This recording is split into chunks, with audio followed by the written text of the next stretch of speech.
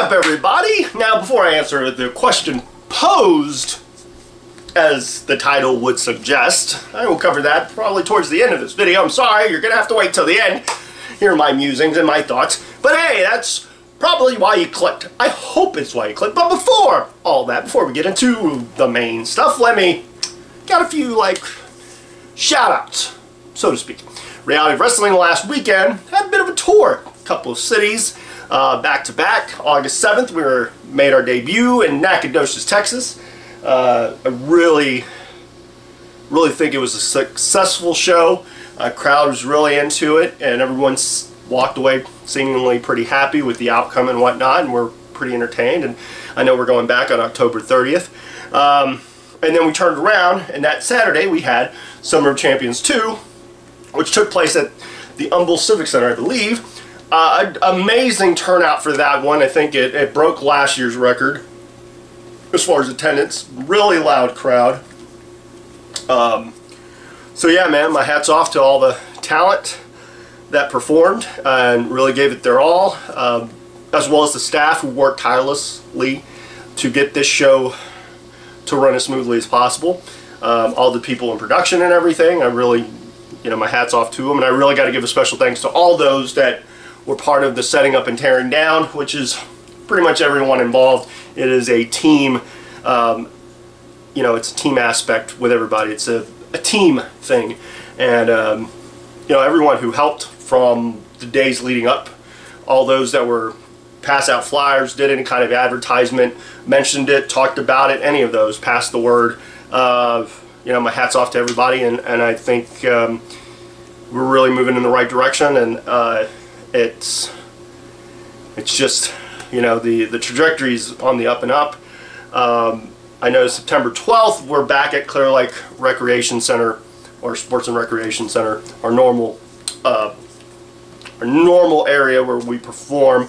And then October, I think October 10th is another Clear Lake show, another television taping. Then the 17th we make our debut in Spring, Texas. So that will be a new show, a new venue. A new venue, and pretty excited about that. And then October 30th, like I mentioned earlier, we'll be back in Nacogdoches, Texas. So go to realitywrestling.com. Check them out on their Facebook, or get the app, the Reality Wrestling app, for more details. I know the Reality Wrestling app specifically, they will always give you a notification when something's coming up, or tickets are on sale, or whatever have you. I also heard really good things about the fantasy camp. If you're interested in wanting to become a part of this wonderful wrestling world, then my thoughts would be to try out the fantasy camp. And then also I listened to a few podcasts. Jim Ross, he had Al Snow. I thought that was a really good one. I was really interested in what he had to say. He's a great trainer, pretty solid performer, I would say. I was always entertained by his work. I think he's got a wealth of knowledge, and he's trained some of the biggest names in the industry. And I was really interested on his take on a lot of things. Now, a couple of things, like his take on women in wrestling and women's wrestling and his views of that, I found pretty interesting. I did really, one big takeaway was that the job of most professional wrestlers is to sell tickets. That shouldn't be lost on anybody. Our job is to sell tickets. Jericho has had, as always, a few solid people on his show. He had Mark Henry on it, which was great to hear about the peaks and the valleys of his career, his illustrious career. He's one of the longest tenured people ever with WWE, so it was great to hear his take on a lot of things, especially as I don't want to say his career winds down, but it's for all intents and purposes probably winding down, but a great career nonetheless.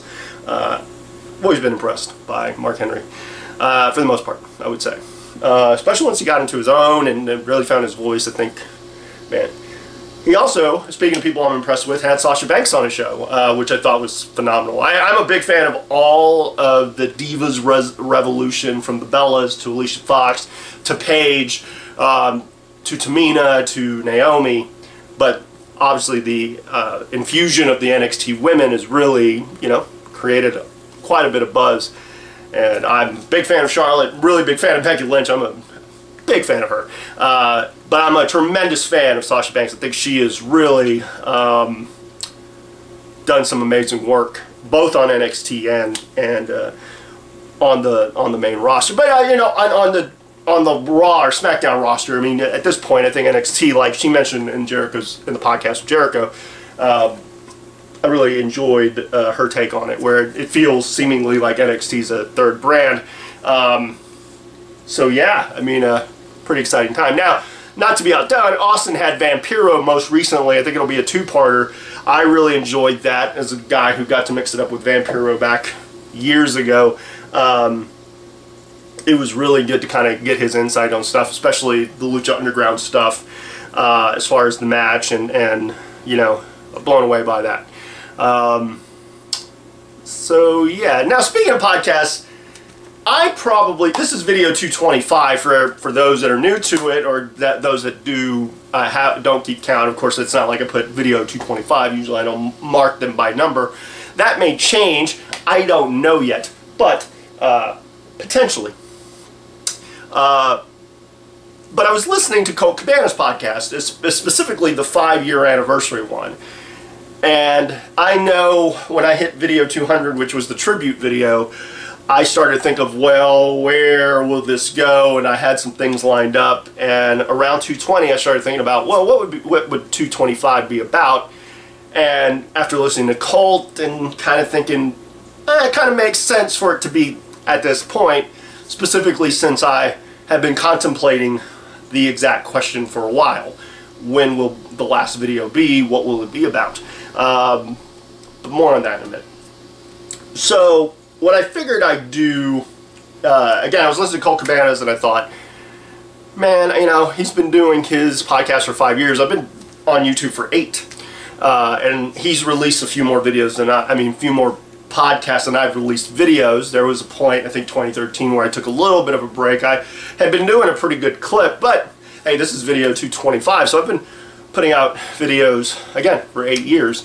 And I thought, why not talk about it? And some of this stuff I've covered in other videos. I used to do a yearly kind of review about, or you know, hey, it's my anniversary on YouTube, so on and so forth. Specifically because of the time frame of when I started doing videos. So I thought at this point, kind of a stroll down that kind of story time, so sit back, relax, and enjoy it, because most times it is story time. Now, here's the thing.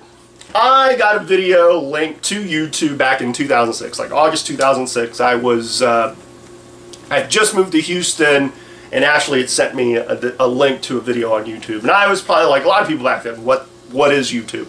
It hadn't really exploded yet. It was a few months away from exploding.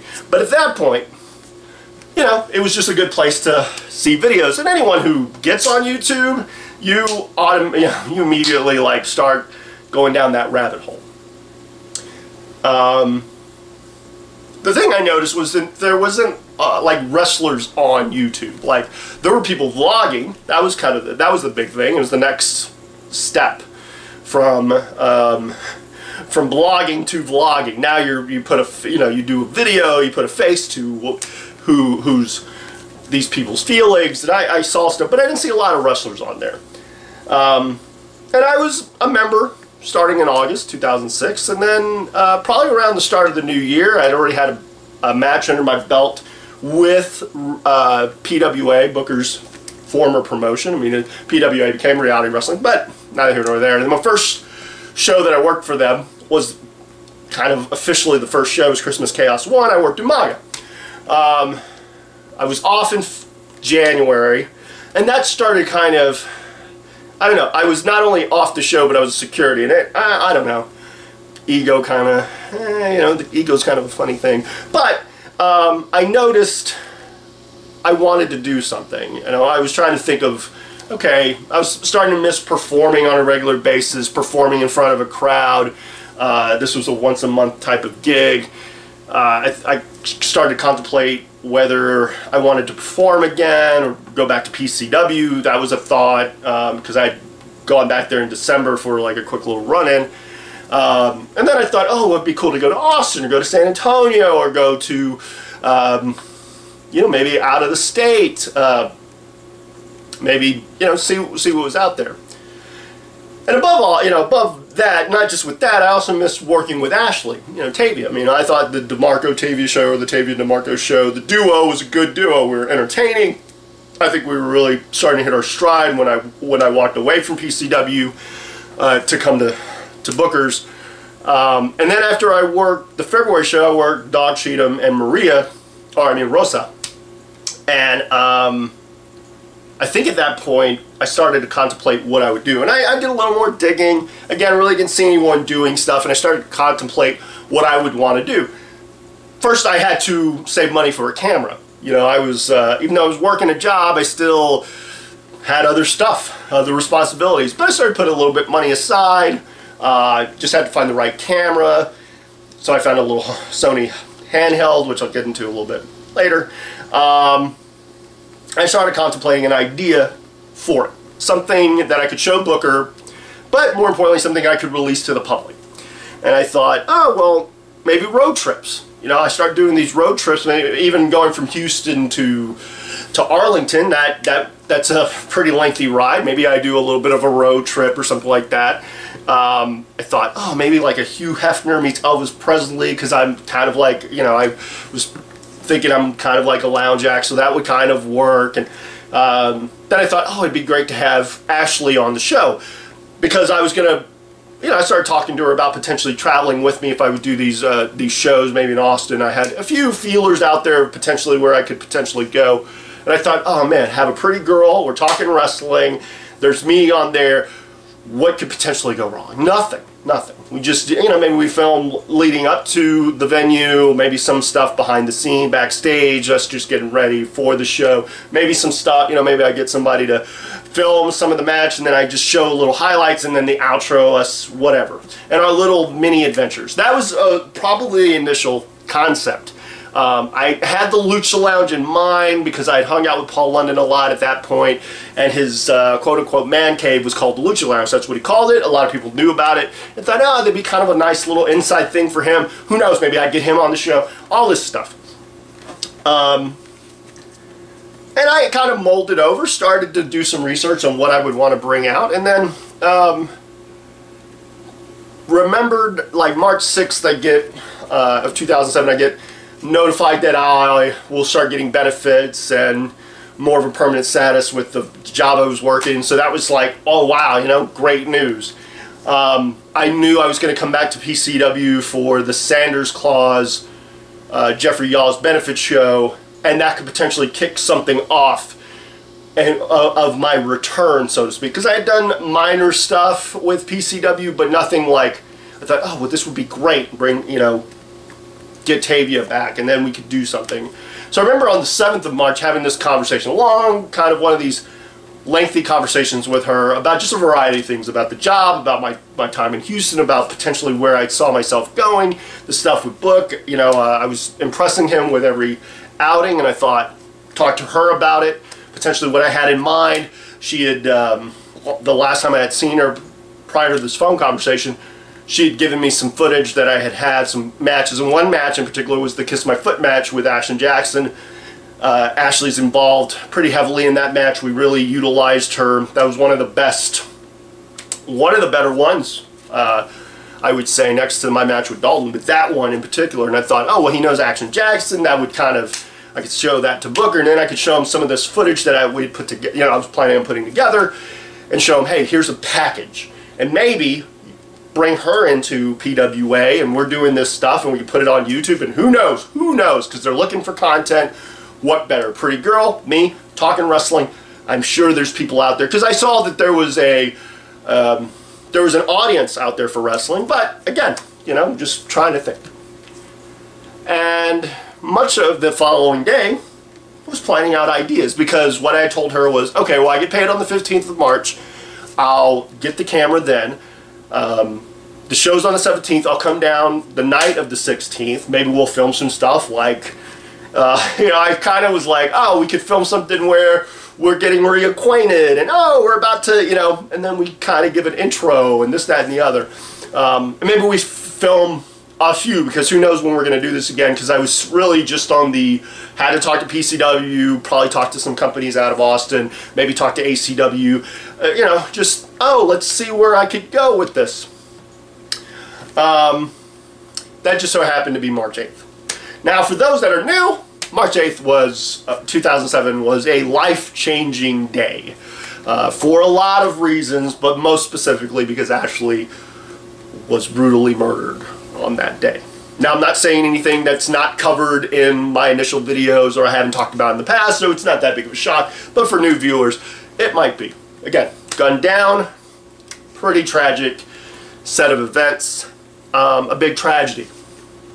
And it changed my outlook, because obviously now I didn't know. I knew I wanted to start doing videos. I'd done some reading up on grief and grief counseling, and reached out to some counselors, and I knew journaling and this, that, and the other. And sometimes journaling's fun. I know I'd done some like tape recorder stuff, kind of like, for those who remember, like Felicity style, where you just, you know, kind of just talk, just air it out. But I thought, well, why not put it on camera? I mean, who knows? I may never release it, but you never know. So the very first video was March 17th. That's when I filmed it. It was one of two videos. I never released the second, and I taped over the second one. The first one was what ultimately people saw. That very first video that's got a number of hits, one of my more successful videos. Again, because I think it says my first vlog, and that usually piques people's interest.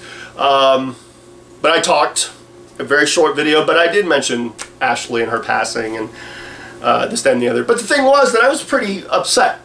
Things had changed. I was told coming into it, into PCW on that day, that we probably may show the tribute video that Jamie Holler put together, and then I could say a few words before the show, or maybe say a few words backstage, or something like that. And then it changed. It changed. And it rubbed me the wrong way. I was already kind of in a heightened, hypersensitive type of mindset, mode, whatever you want to say about it. And all I can say is the second one was a tirade.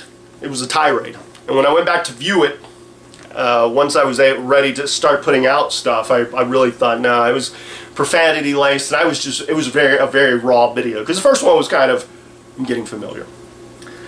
So I want to say, like, the first set of videos, oh, you know, another thing was I wanted to make, I know the initial concept was to make the videos 4 minutes 20 seconds, kind of another inside thing.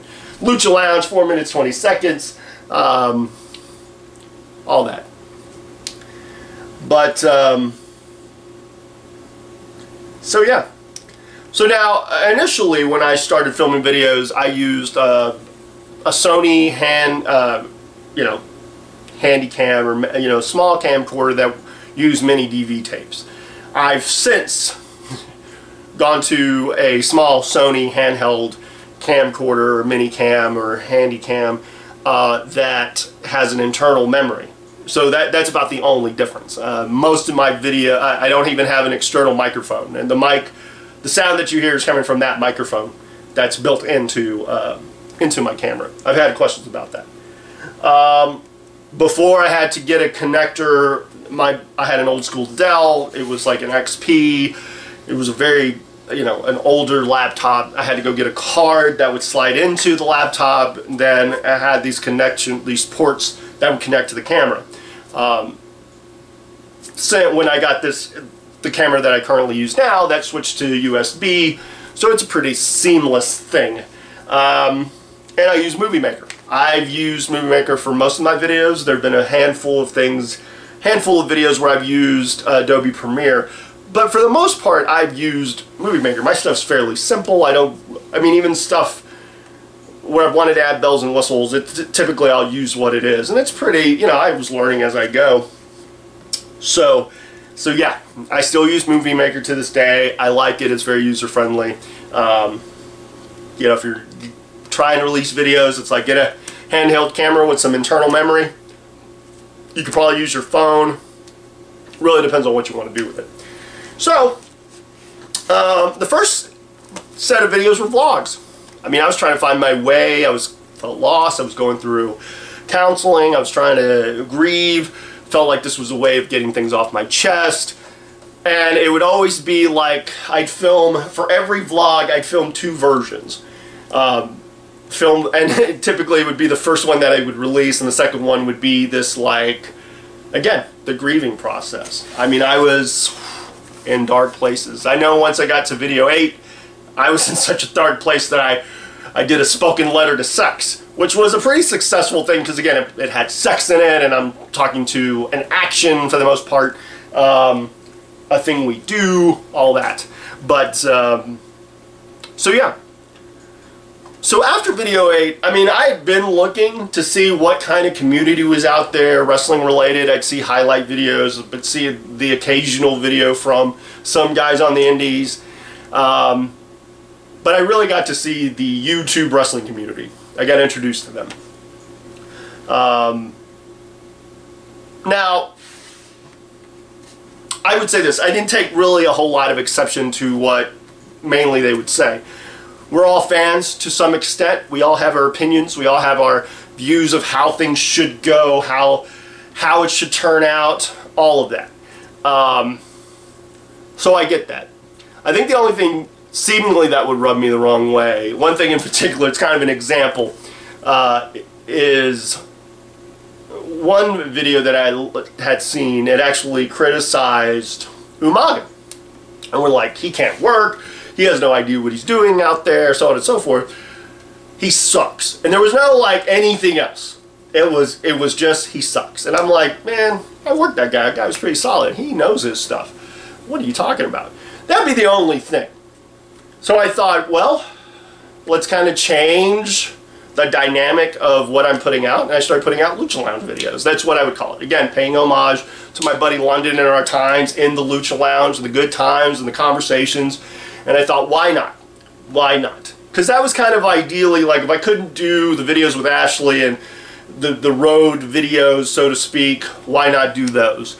You know, it's not like it is now. Back then, it was like, let's not do backstage stuff. I'd be kind of timid about doing stuff like that.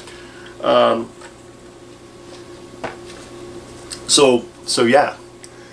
And I want to say those videos, like the videos 9 through 21 for the most part, were that, like, getting acclimated to the group, introducing myself to the group. I made some good friends, like RBT, Tito for life. Great guys away from the camera. Like, when they're not putting out that act, so to speak, that opinionated type of thing, they were really good, respectful guys. I'd seen them at PWA shows. Like, through YouTube, they knew who I was. The guys who really helped me the most, like Calvin 8 Hobbs, who's really no longer a part of it, and Truth Slayer, who is still a part of it and has quite a few subscribers and so on and so forth, really helped me as far as get me subscribers and views. Like, that was where I got the biggest jump throughout that period. I went from maybe like 100 subscribers to almost, probably 1,000. I remember getting 1,000, being like, wow. And that happened in the span of a few months. And all through, like, True Slayer and Calvin 8 Hobbs, and again, those that within the community that liked my stuff and were like, oh, he's a wrestler, like NB Wrestler, who is now a wrestler, and a few other guys, like, knew them before, Monoxide, and like, so many names of so many people. And for the most part, the community, again, very opinionated, very passionate fans. I understand it. My only thing with it a lot of times was like, give me a reason why you think the guy sucks or why you don't like this match. Like, don't just say it sucks and that's it. I want constructive criticism. If I'm a performer, I'd like to hear what your views are. But if it's all it is you suck and there's nothing else, So now I would do Q&As, reviews, yearly reviews, and try to kind of fit into the community. Like, hey, here are my thoughts as a wrestler about what's out there. But I get commonly at, the common questions would always be, who do I know in the industry? And it was like, I know a lot of people, and more importantly, I don't necessarily want to, I'm not a name dropper. Typically, I don't name drop, don't see the point to it. And the second one was like, do you have any footage? And a lot of the footage I had was like PCW, didn't know if I wanted to release it, wasn't sure what they were going to do with it. I know they were trying to release DVDs with a lot of that stuff. But I think once I got the okay, or once enough time passed, it was like, well, why not? So I know, like starting in video 22, I started putting out some of my favorites. And more importantly, some videos where I had interactions with people like Sabu, one of my favorite matches of all time, as far as the matches that I've been a part of. Or my match with Justin Too Fine, where Gorgeous George walked me out. That was a big, big get. I mean, she didn't, to my knowledge, she didn't walk out that many people, but she walked out Macho Man, and she's walking me out. So, like, there was that video. And, like, TNA superstar Lance Hoyt, who, that's how I would refer to him in promos and everything, because I was proud of the guy, for one, and for two, it was a nice way of, like, kind of ribbing him. And then Hernandez, like, you know, my matches with Hernandez, which, so, again, my run 2004 Triple Xmas, like that series of matches with BJ and then with Lance and then with Hernandez was like, man, wow, great times. And I did those mainly for, you know, through 71. I think around video 71, the partnership stuff came about. Now here's the thing. Being a partner meant you could release videos that were longer. I don't know how it is now for everyone, but back when I started, you couldn't do videos over, like 11 minutes was the cutoff. They say don't do a video over 10, but they'd give you that last minute. And as long as you weren't at 11. Like there was videos where I'd be at 10:59 and it'd be fine, but like 11 or 11:01, it wouldn't upload. But that changed. Now I have longer videos. And you could monetize videos. But here was the trick about it. It was like a rule. You couldn't tell people to click the ad. You couldn't tell them, hey man, go check it out. Now with podcasts, you could do that because that was part of your that's part of your sponsorships. And I haven't really looked at the terms lately, but that used to be the case. Like you couldn't tell people point. Like I've never made a dime from being a partner. Never have. And I'm not the only one who sees that. Some people see it, they become sponsored by by YouTube, or YouTube sees them as like a featured thing. Then you're going to see they're going to generate money. I never became that person. That just wasn't me. I was happy to be a partner, get to do longer videos. I was able to do longer videos. I started taking the camera to shows. I started thinking about what I wanted to do moving forward. So yeah, so I would take it on the road because I was starting to do road shows. I don't think I was part of PWA at that point.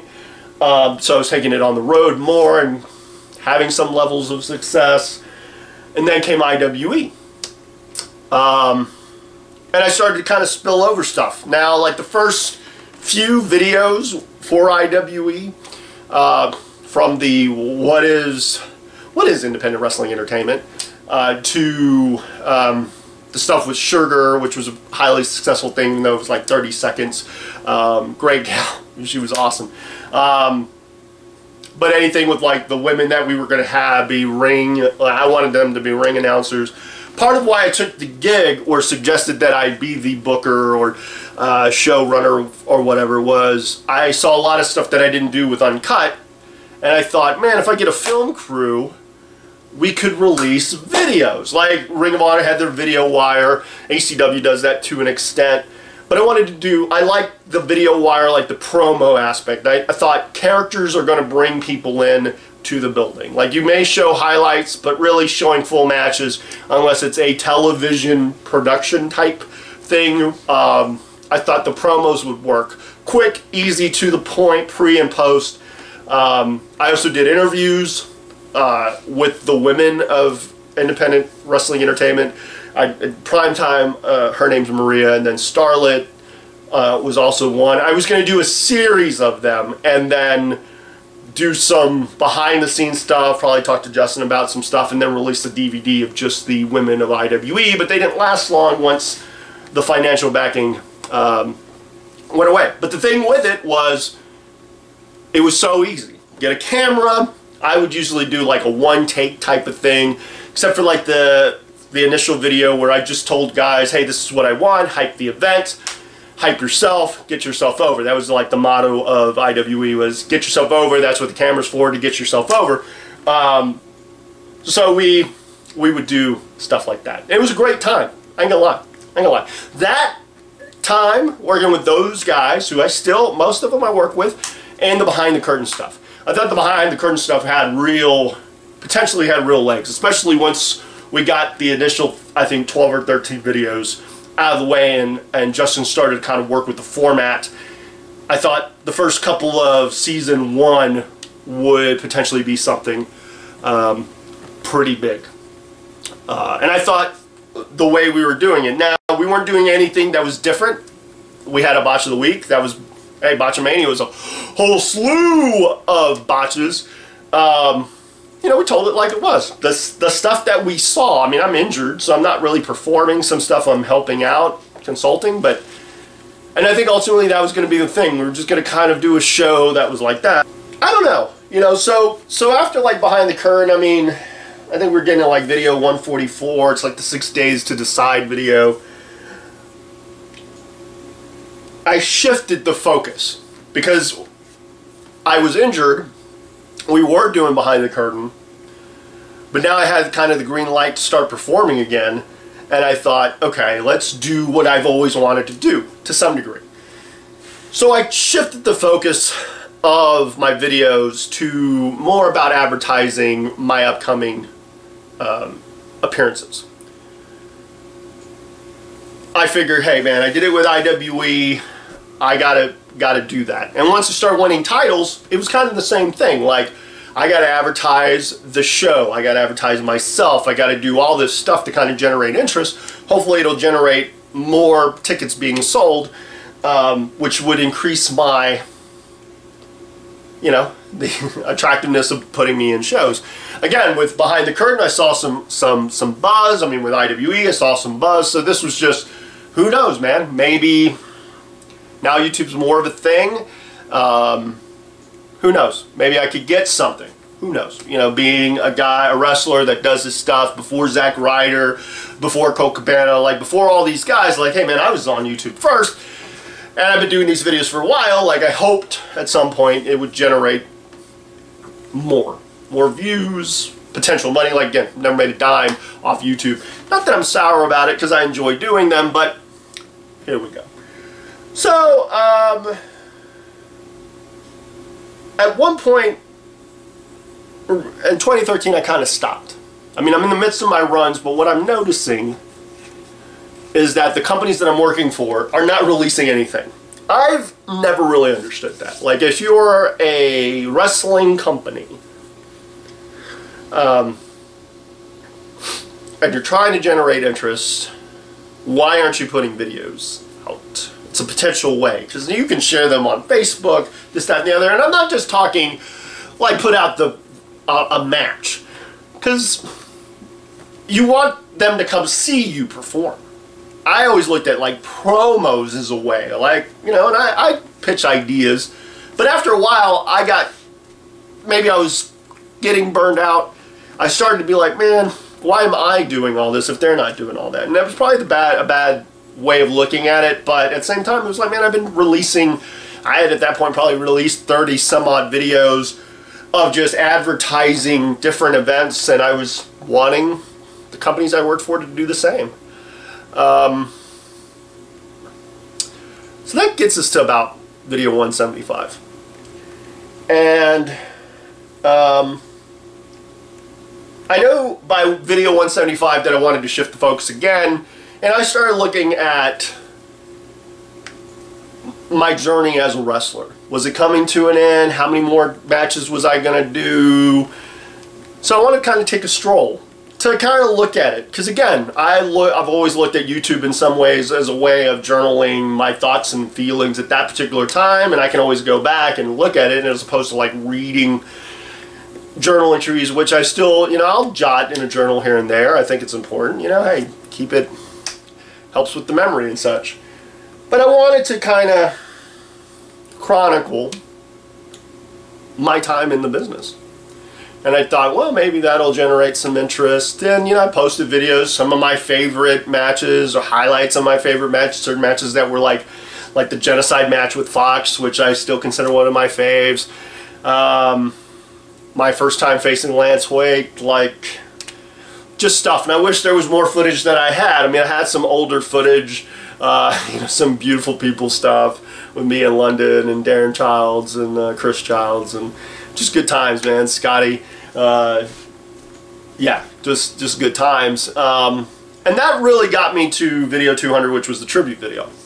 And at that point, again, wanting to shift, I was thinking about doing podcasts, and I thought, well, what better way to practice podcasting than to do sit-down interviews face-to-face with the camera, if for no other reason than, hey, I've got the audio, because the audio is, you know, pretty solid, but I've also got the visual, because I noticed certain podcasts putting out vidcasts. I thought, well, this would be kind of cool. But the thing was, my rule with it was always like I wanted to do face-to-face stuff. I never wanted to do stuff on Skype. That's a way to do it. If I was doing a podcast, maybe. But my thing was always I want to have an actual face-to-face conversation. And what I found with a lot of those conversations was, sometimes I wish I had kept the camera just rolling. Now I only have like a 2-hour limit on what on my internal hard drive as it is. And maybe I could have kept some of the audio for a later time, but what I noticed was just the conversations we would have once the camera was off. I mean, because you would get more relaxed, and then next thing you know, we're not just talking about ourselves, and we're talking about what we saw on Raw, or what we saw on NXT, or Lucha Underground, or whatever. Still good conversations. I still enjoyed doing them, and so yeah. And that got me to, I'm going to say, about video 220. And the thing about this journey as a wrestler, at some point you got to look in the mirror and try to figure out what the future is for you. As an individual, as a performer, as a person, all that. And I think video 220 to 224 was kind of, I had some dark times leading up to the release of those videos. And I started to think, well, if I can't do conversations all the time, because it's hard scheduling, like, I scheduled with a number of people and it just never happened. Like Bob Murphy, I wanted to sit down with him at some point. It just never happened. I wanted to sit down with Danny Ramones, Cherry. Oh, God. He knows who he is. Some people say we could pass for brothers. But that never panned out. And there was like, I wanted to talk to Curtis with Hurricane Pro, and that just never really panned out. There were just certain ones that I didn't get a chance to do when I wanted to do them, and I still wanted to release videos in a timely manner. And I thought, well, let me just shift kind of the focus and just give my thoughts overall on a variety of topics. And maybe not necessarily wrestling related, like, hey, I want to talk about spoilers, because at that point, that's what interested me. Like, I wanted to talk about stuff that interests me. Now, I will say,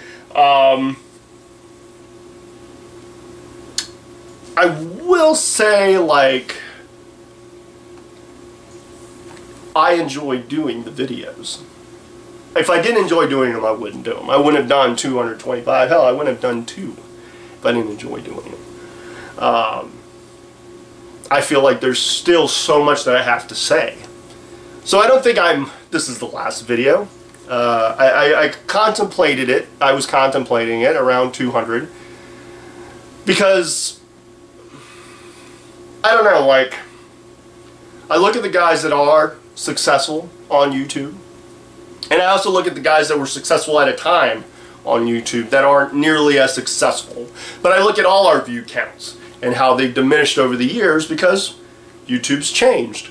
I remember a time where, back in 2006, 2007, where it was frowned upon to have a fictional vlogger who had a film crew, who she represented herself as a 15-year-old when in actuality she was like a 20-year-old playing a 15-year-old. She was an actress, Lonely Girl 15. That was the big conspiracy back then. And you look at it now and it's like everyone releases stuff on YouTube. Everybody does. And the ones that don't, like, I go back to wrestling companies. Like, if you don't, what are you doing? Like, why would you release matches? I can understand releasing, like I see Inspire Pro, they do a pretty good job because they're very quick, 15-20 second videos. A lot of them are catered to Instagram and kind of the quick thing. But I would, I think characters always win out in the end. You look at what WWE or even TNA's doing to some degree. I think it's, I think it's just a great time overall to do it. I wish we had more.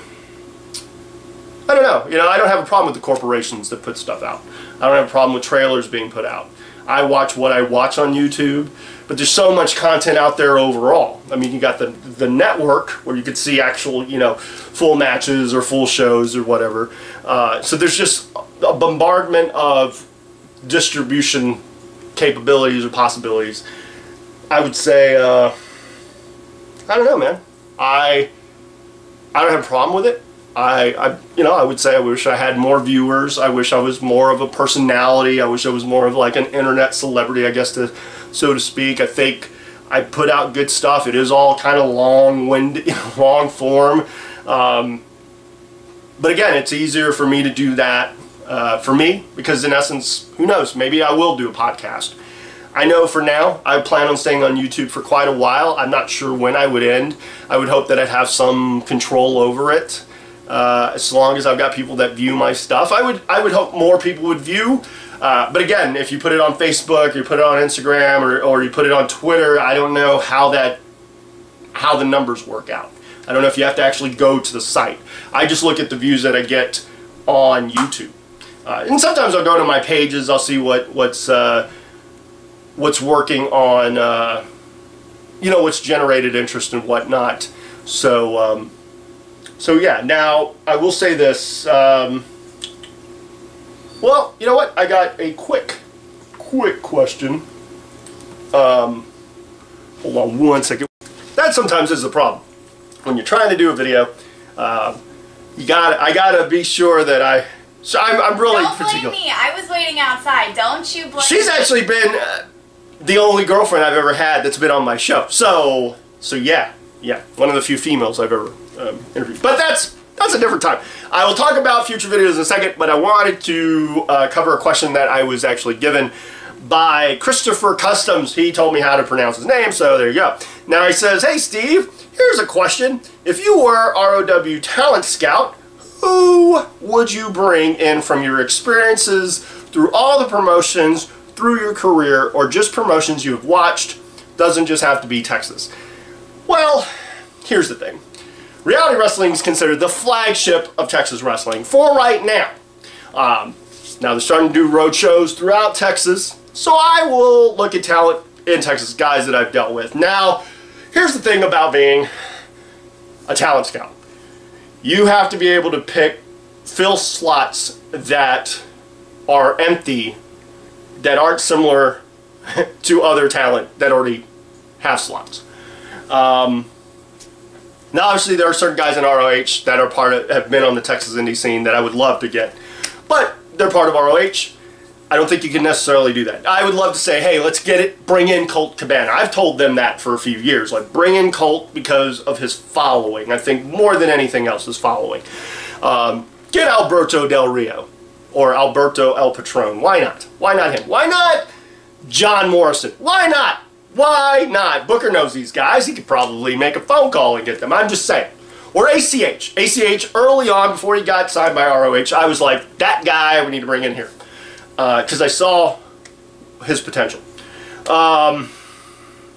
Aside from those guys, and I've mentioned names in the past, some guys have been brought in and done really well, and they're still part of the roster, while others have shrunk under the spotlight that is performing not just for the audience, but for Booker T.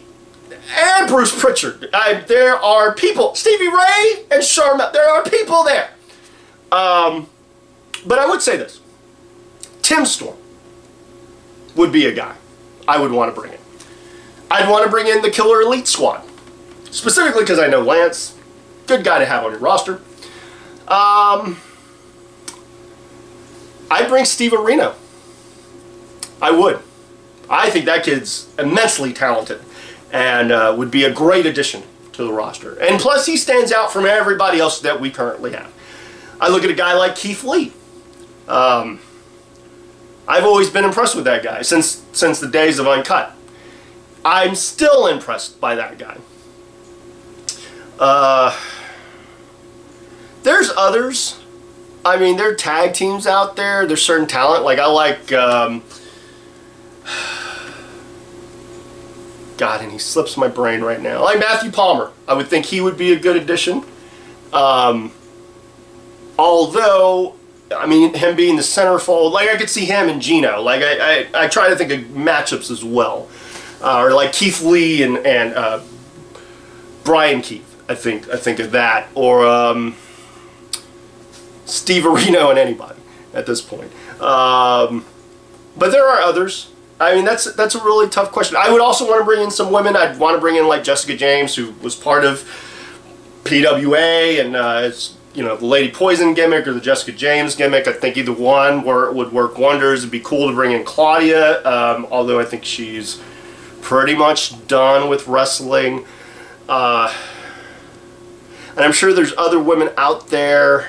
I mean, we've had Athena on the show a few times. Barbie. You know, Barbie and Ken, or Barbie and Houston, although Barbie and Ken was such a great thing. But I mean, Ken Carson, or Houston Carson, or what, Carson, whatever he's going by, and Barbie, I think Barbie would be awesome, although, unfortunately, we live in a political climate where, hey, you work within Houston, it might be difficult to bring you in. Because it'd be great to bring in like Ray Rowe. His story's very inspirational. I'd like to bring in Scott Summers. I think that guy had a microphone. I don't know about a live microphone, because you probably have to tone it down because this is kind of a family thing and it's for television and all that. That's the thing.